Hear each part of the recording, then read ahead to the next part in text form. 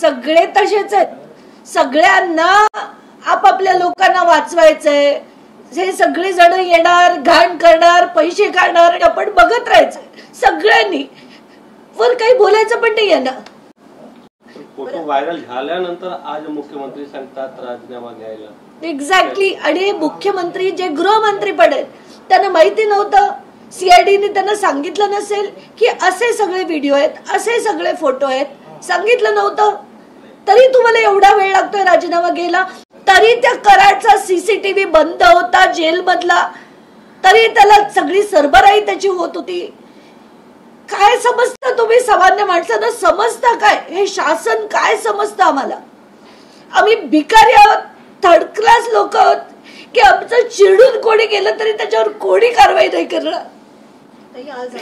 किती कंटाळा येतोय, राग येतोय मला सगळ्यांचा. दुसरा दिवस आहे आणि आज तरी ते नको राजीनाम्यावर प्रश्न. मला असं वाटतं या माणसाला द्या त्याला. बस, धन्यवाद. एक शेवटचा प्रश्न, जरी त्यांनी राजीनामा नाही दिला तर अंजली दमानिया भूमिका असेल. मी पूर्ण महाराष्ट्राला आवाहन करेन, यांचे चाललंय ना सो कॉल्ड अधिवेशन, ते कोणी उद्या सकाळी जर आज यांचा आता राजीनामा नाही, बडतर्फ केलं गेलं नाही ना, पूर्ण महाराष्ट्राला जे लढले, जे जरांगे पाटील अमुक तमुक जे जे लढले आणि जे मान्य लोक लढले, उद्या सकाळी आपण अधिवेशनावर पोहोचायचं. त्यांचं बंद पाडायचं, आपण बंद पाडायचं. बास झालं. ही लोकशाही नाही. लोकशाही लोकांची असते, लोकांसाठी असते. ही लोकशाही म्हणताच येत नाही. ही राजेशाही आहे आणि ही राजेशाही बंद पाडायची आपण. मी आव्हान करेन की उद्या सकाळपर्यंत, म्हणजे आज जर याचे बडतर्फीचे आदेश नाही आले तर उद्या सकाळी यांची संसद आपण बंद पाडायची. तुम्ही सुरुवातीपासून या प्रकरणात मोठे खुलासे केलेत, मोठे पुरावे, सबळ पुरावे दादांना दिले, अजितदादांना दिलेत आणि मुख्यमंत्र्यांना पण दिले. सगळ्यांना देऊन डीजी, एडीजी, सीएम, डीसीएम, लोकायुक्तानं लिहिलं, ईसीआयला लिहिलं, सीजेनं लिहिलं आणि काय करणार? काय करणार? तरी त्यांना काही फरक पडत नाही. घोटाळे काढले, चौकशीचे आदेश नाहीत, काही नाही. कारण सगळ्यांना पैसे खायचे.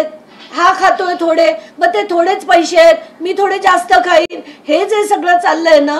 आता सामान्य माणसाने करायचं काय? कष्ट करतो आपण, सगळे कष्ट करतो, कष्ट करून पैसे मिळवतो, 30% टॅक्स भरतो आणि हा टॅक्स हे सगळे खाऊन टाकतात. उठतो तो खाऊन टाकतो, उठतो तो आपल्याला मारतो, चिरडतो, खून पाडतो, पोलीस स्टेशन मध्ये जातो, पोलीस दखल घेत नाहीत. पोलिसांना पण हफ्ते पाहिजेत, अमुक पाहिजे, हे लोक खंडणी मागणार. लोकांनी बिझनेस करायचे कसे? तिथल्या लोकांचे मला मेसेज आहेत की आमच्याकडनं हफ्ते मागितले जातात, खंडणी मागितली जाते. पोलीस स्टेशन मध्ये गेलं, पोलीस रेकॉर्ड करत नाही. आपल्याला ना सिस्टमिक सुधार करण्याची गरज आहे. अख्ख्या सिस्टमला नीट करण्याची गरज आहे. असा देश आपण आपल्या मुलांसाठी ठेवणार का? हा प्रश्न प्रत्येकाने विचारला पाहिजे, प्रत्येकाने. आणि लढायला शिकायला पाहिजे. घरात नका बसू. काय उखाडलं? काल ते धनंजय मुंडे म्हणतायत की माझ्या विरुद्ध जे जे बोलले त्यांना मी धडा शिकवेन. शिकवा, मी तुम्हाला ओपन चॅलेंज देते. मला जो धडा शिकवायचा शिकवा, जो जे करायचंय करा. असेल हिंमत बघू आपण. सगळ्यांविरुद्ध लढण्याची ताकद ठेवते, मी ताकद ठेवते. तुम्ही सबळ पुरावे दिले होते मुख्यमंत्र्यांनी आणि उपमुख्यमंत्र्यांनी तुम्हाला आश्वासित केलं होतं की मुख्यमंत्र्यांसोबत भेटून या